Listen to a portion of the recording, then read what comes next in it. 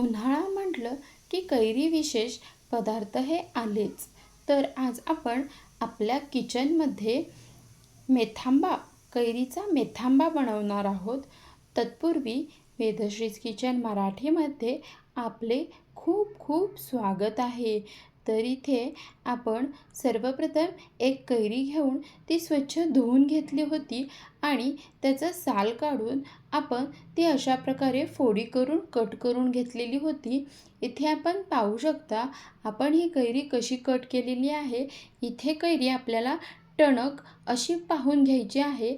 आतून ती पांढरी आणि बाहेरून हिरवी अशा प्रकारे कैरी बघून आपण घेणार आहोत. इथे पिवळी कैरीचा वापर आपण अजिबात करणार नाही. तर इथे आपण पाहू शकता कैरी कशा प्रकारे आपण कट केलेली आहे. कट करून तो एवढा बाऊल आपला भरलेला आहे आणि त्याच्या कमी प्रमाणामध्ये आपण गूळ इथे घेतलेला आहे. जर आपली कैरी आंबट असेल तर आपण गुळाचं प्रमाण वाढवू शकतो. इथे कढईवर आपण कढई गरम करायला ठेवलेली आहे आणि यामध्ये 2 पळ्या तेल आपण ॲड केलेलं आहे. ते तेल छान गरम झाल्यानंतर आपण यामध्ये 1 चमचा मोहरी ॲड केलेली आहे. यामध्ये आता आपण अर्धा चमचा हिंग ॲड करून घेणार आहोत. यामध्ये आता 1 चमचा मेथीदाणा आपण ॲड केलेला आहे. मेथीदाण्याचा अगदी थोडासा रंग बदलून झाल्यानंतर यामध्ये कैरीच्या फोडी आपण ॲड करून घ्यायच्या आहेत. तर पाहू शकता आपण इथे मेथीदाणा खूप असा करपून द्यायचा नाही, नाहीतर आपला मेथांबा कडवट होऊ शकतो. तर इथे मी कैरीच्या फोडी ॲड करून घेतलेल्या आहेत. त्या छान आपल्याला परतून घ्यायच्या आहेत.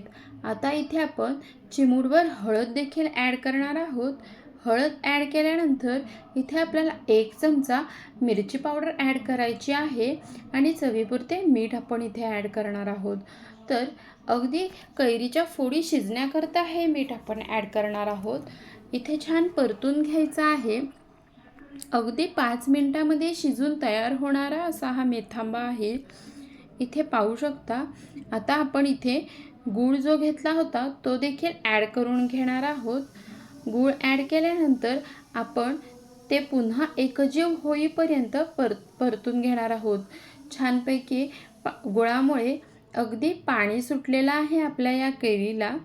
इथे पाहू शकता गुळामुळे पातळ अशी झालेली आहे. खूप घट्ट नाही करणार कारण थंड झाल्यानंतर ती पुन्हा आपल्याला घट्ट झालेली दिसून येते. आपला मेथांबा हा तयार झालेला आहे.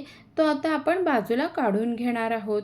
तर असाच मेथांबा आपल्याला खायचा असेल तर नक्की आपण ट्राय करून पाहू शकता आणि ही रेसिपी कशी झाली हे देखील सांगू शकता. हा मेथांबा आपण चपातीबरोबर देखील खाऊ शकतो. तो स्टोअर करण्यासाठी आपण खूप दिवसांसाठी जर करणार असू तर तो एका काचेच्या बरणीमध्ये स्टोअर करून ठेवू शकतो. आपल्याला जर ही रेसिपी आवडली असेल तर नक्की लाईक करा, कमेंट करा, शेअर करायला मात्र विसरू नका. धन्यवाद.